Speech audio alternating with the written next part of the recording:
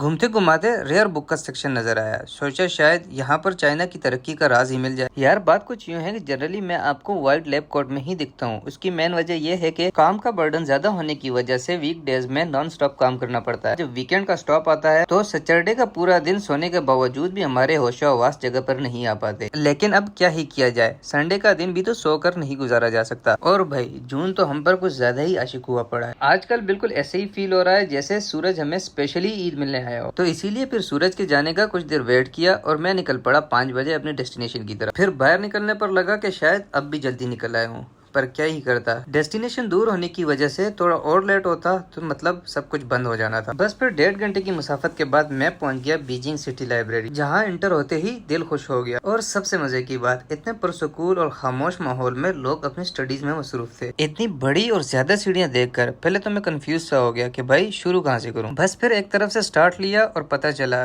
कि यहाँ पर फिजिकली बुक्स के साथ साथ ई लाइब्रेरी भी मौजूद थी। और सबसे मजे की बात, जनरली यहाँ हर जगह पर ज्यादातर चाइनीज लिटरेचर अवेलेबल होता है, पर यहाँ इंग्लिश लिटरेचर का भी काफी ज्यादा हिस्सा मौजूद था। घूमते घुमाते रेयर बुक का सेक्शन नजर आया। सोचा शायद यहाँ पर चाइना की तरक्की का राज ही मिल जाए। अंदर गया तो मालूम हुआ कि भाई अवेलेबल तो बहुत कुछ है, पर है सब कुछ चाइनीज में, वो भी पुरानी चाइनीज में, जिसका रस्मुल खत ऊपर से नीचे की तरफ लिखा जाता था। जब बहुत ज्यादा गौर व फिक्र करने के बाद कुछ भी समझ नहीं आया तो मैं पहुंच गया ओल्ड चाइनीज सिटी, कि शायद कोई फिजिकली ही समझा दे कुछ। लेकिन भाई लोग वहाँ भी तमाम लोग घोड़े दौड़ाने में ही मसरूफ थे। जब इतना हिस्ट्री में घूमने के बाद कुछ भी हाथ नहीं लगा तो सोचा क्यों ना फ्यूचर ही देख लिया जाए। और मैं सीधा पहुंच गया मेटावर्स रूम, जहाँ पर एक डरावने से एआई वाले अंकल मेरा वेलकम कर रहे थे। खैर चंद मिनट घूमने घुमाने के बाद मालूम हुआ कि भाई यहाँ पर भी कुछ ज्यादा समझ नहीं आ रहा। और गार्ड को ये कहकर बाहर निकल आया कि मैं तो सिर्फ एसी चेक करने आया था। आखिर में जब मैं इंजीनियरिंग सेक्शन पहुंचा तो याद आया कि भाई मैं भी तो इंजीनियर ही हूँ। बस इसके बाद फिर मैं चल पड़ा चाइनीज ग्रीन टी पीने। यही था एक खूबसूरत दिन। मिलते हैं नेक्स्ट वीडियो में। अल्लाह हाफिज़।